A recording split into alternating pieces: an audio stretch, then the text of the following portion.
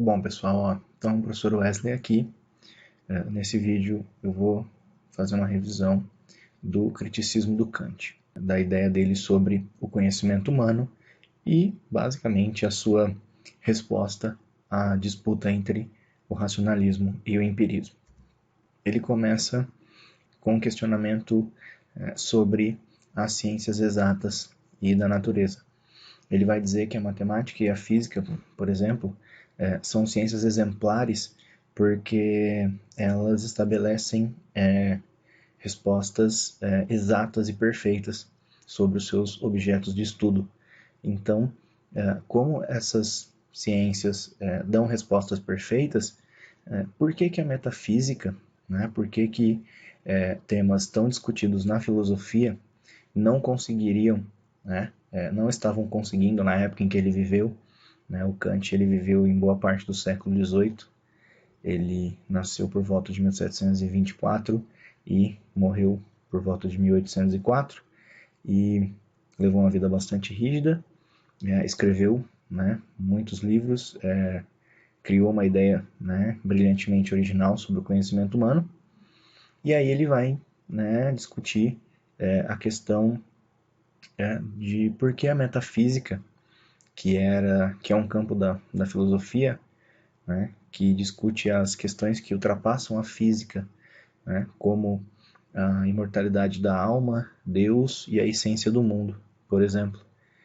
Ele vai dizer que por que esses temas metafísicos, né, da filosofia, eles eram temas discutidos de forma inútil e infindáveis, e por que eles não conseguiam dar respostas tão corretas quanto a matemática e a física, quanto as ciências da natureza. E é aí exatamente que o Kant vai buscar, né, as suas respostas e vai criar a ideia conhecida como criticismo, né, como criticismo kantiano, na qual ele vai criticar essa briga entre os racionalistas e os empiristas. E tudo parte da sua leitura do David Hume, né? Ele não acata plenamente, né, as ideias do Hume de que o entendimento humano é limitado com relação, né, ao mundo, e porém ele, né, isso faz com que ele, segundo ele próprio, né, ele tivesse acordado de um sono dogmático, né, que ele estava preso, né? Então ele vai, digamos que, passar a pensar de modo original depois dessa leitura do David Hume, e ele faz essa comparação, nessa essa revolução das ideias dele próprio, ele compara com o impacto da revolução copernicana, das ideias do Copérnico na física, né, e na astronomia.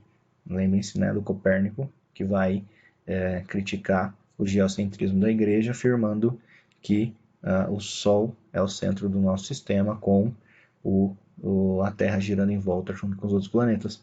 E então toda né, essa revolução copernicana no pensamento do Kant vai levar ele a discutir o seguinte, né, as questões, né, que os seres humanos buscam responder, elas vêm da razão, dos sentidos, né, ou a gente está esquecendo de pensar se a razão do ser humano é realmente capaz de entender essas coisas. Então Kant ele vai fazer um exame crítico da razão, né? Ele vai buscar a compreensão de como que nós seres humanos, como que nós conseguimos entender o mundo e até onde vai a nossa capacidade, né, de entender o mundo. Então ele vai fazer uma análise da forma como nós pensamos e entendemos o mundo e como emitimos julgamentos sobre o mundo, né? Então ele vai fazer um exame crítico da razão, né? Daí os mais famosos, né, textos dele serem o Crítica à Razão Pura, o Crítica à Razão Prática, né? E com crítica ele queria dizer que ele estava tentando discriminar, definir, né, o que é a razão pura, o que é a razão prática, né? E definir então de onde realmente viria, né, o conhecimento do ser humano.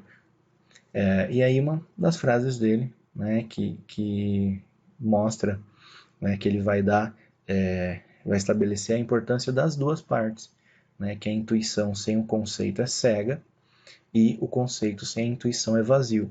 Aqui ele está se referindo basicamente à razão e aos sentidos, né? Os sentidos sem a razão são cegos, são, né, inúteis, e né, a razão sem as informações dos sentidos é vazia.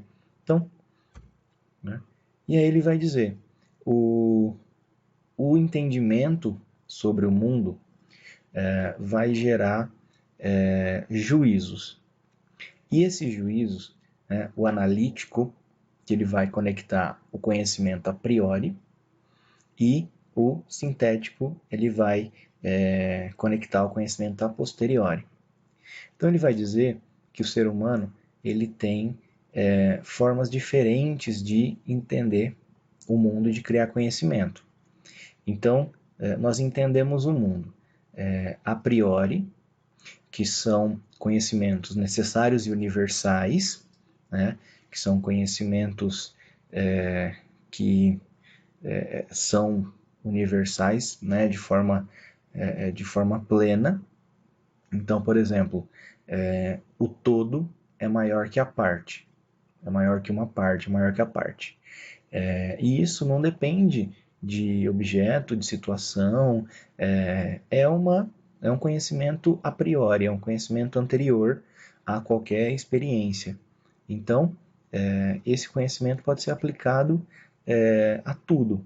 Então, ele é universal, ele é necessário, porque ele é realmente correto. A parte nunca vai ser maior que o todo, né? Então, ele é um conhecimento a priori. E esse conhecimento a priori leva a gente a criar um juízo analítico das coisas que existem, que seria então o juízo analítico a priori, que é um juízo necessário e universal sobre as coisas que existem, né? Onde o predicado está contido no próprio sujeito, né? Segundo exemplo do próprio Kant, ele vai dizer, né, todos os corpos são extensos. Então, quando a gente pensa, né, a gente comenta, um corpo físico, o corpo de um objeto, de uma pessoa, ele é sempre extenso, ele sempre tem uma extensão, né? Não existe um corpo que não seja extenso. Então, nesse caso, o conhecimento está contido no próprio sujeito, né? Então, ele é um juízo analítico a priori. Quando o juízo ele agrega um adjetivo a mais, uma informação a mais, né, ao sujeito, ele é um juízo sintético a posteriori, né? Então, o Kant parte do conhecimento a posteriori. Então, ele vai dizer, existem duas formas de conhecimento. A priori, que é o conhecimento necessário e universal, e o conhecimento a posteriori, que é o conhecimento prático sobre o mundo. Então, por exemplo, quando a gente diz que está chovendo, quando a luz está apagada, é um conhecimento baseado na observação, na experiência, né? Não na razão. O a priori é a razão, né? É conectado à razão, e o a posteriori é conectado à experiência. Por quê? Porque a gente está observando, a gente está sentindo que está chovendo, está ouvindo, está vendo, está na chuva, né? Sentindo o tato, né? Da chuva tocando na nossa pele. Ou a gente está, né, vendo que a luz está apagada. Só que o contrário também é verdadeiro, né? No caso do conhecimento a posteriori, o contrário também pode ser verdadeiro. Ou seja, pode não estar chovendo, como pode estar a luz acesa. Então, é um conhecimento prático específico sobre o mundo, conhecimento a posteriori. Esse conhecimento leva a gente a emitir juízos sobre o mundo, definições sobre como são as coisas do mundo, que é o juízo sintético a posteriori. Esse conhecimento ele é contingente e particular, ou seja, quando um predicado é adicionado ao sujeito de modo adjetivo. Digamos que todos os corpos são pesados, né? Que é um exemplo também do próprio Kant. Todos os corpos são pesados, né? Quando a gente fala em corpos, a gente não pensa em qual é o peso deles, mas definir e dizer que eles são pesados, né, é uma característica a mais. é uma característica a mais que vem, que é colocada aí. Então é um juízo sintético a posteriori, ou como dizer, né, os corpos são brancos. Né? E no caso, o branco seria um adjetivo, seria uma característica a mais. Então é um juízo sintético a posteriori. É um conhecimento que a gente só criou quando a gente observou, né? Digamos que teve contato com a experiência, viu esse sujeito, né? O objeto, né? O que seja. E aí, né? O juízo sintético a priori. Então ele vai dizer que surge daí uma terceira opção, que seria meio que uma junção dos dois, que é juntar o juízo sintético, né, que seria ali o juízo vindo da experiência, com a priori, com um conhecimento, com uma premissa racional, ou seja, com uma faculdade racional.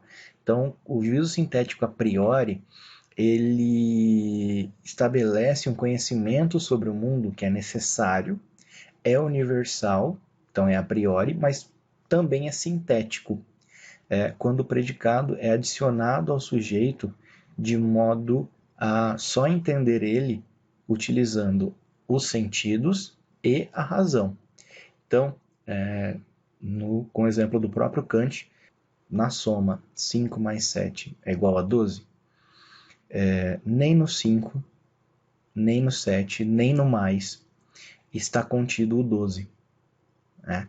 Porém, eles permanecem, o 5 e o 7, unidos num novo número. E a soma, que seria aí uma capacidade racional, a priori, digamos assim, ela faz com que nós possamos, usando a permanência do 5 e do 7, num novo conhecimento, numa nova informação, né? Num novo juízo. Então agora nós temos 12.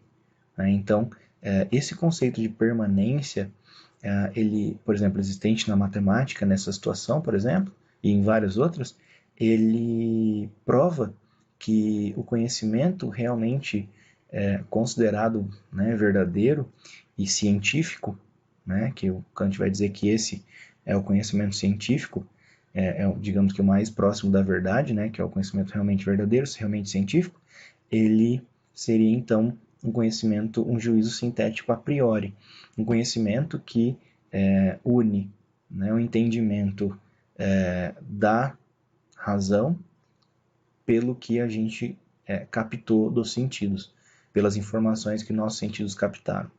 Né? Então, nós temos no Kant aí essa definição, né, para ele de onde viria então o conhecimento. Né? E aí ele vai dizer, né, mas e as coisas que existem? E os objetos? A gente é realmente capaz de entender totalmente os objetos que existem? Então ele vai dizer, existe a intuição pura, que é a intuição antes da experiência, que é o que é unido pelo espaço e pelo tempo, que gera o conhecimento a priori. Então ele vai dizer, por exemplo, os objetos, eles estão presos ao espaço e o tempo. Então, espaço e o tempo são características que não são nem da razão, nem da experiência. Então, isso faz com que os objetos a gente nunca consiga entendê-los plenamente. A gente consegue criar na nossa cabeça representações sobre, né, as coisas que existem. Essas representações, elas são válidas? Elas são importantes? Sim, mas não são exatamente as coisas em si. Né? Então, aquela ideia dele do conhecimento, a priori e a posteriori, o conhecimento que vem da razão e que vem da experiência, é criado dessa forma. E aí, né, no Crítica da Razão Pura, ele vai dizer, né, devemos distinguir o fenômeno da coisa em si, que ele vai chamar de númeno. Né? O fenômeno é o modo como as coisas aparecem para nós. Então, por exemplo, nessa imagem, né, o cachorro correndo em direção ao homem. O cachorro é a coisa em si. Então, ele é o númeno né? E as características dele estão presas ao espaço e o tempo. E como o espaço e o tempo não são características nem da experiência, nem da razão, nós não temos condições de conseguir ter total, conhecimento sobre o cachorro. Porém, a forma como, né, ele aparece para a gente, que é o fenômeno, fica registrada na nossa mente e a gente pode usar ela para criar um conhecimento que nos vai dar um conhecimento significativo sobre o mundo. Então, o Kant ele vai delimitar aí a razão humana dessa forma, ok?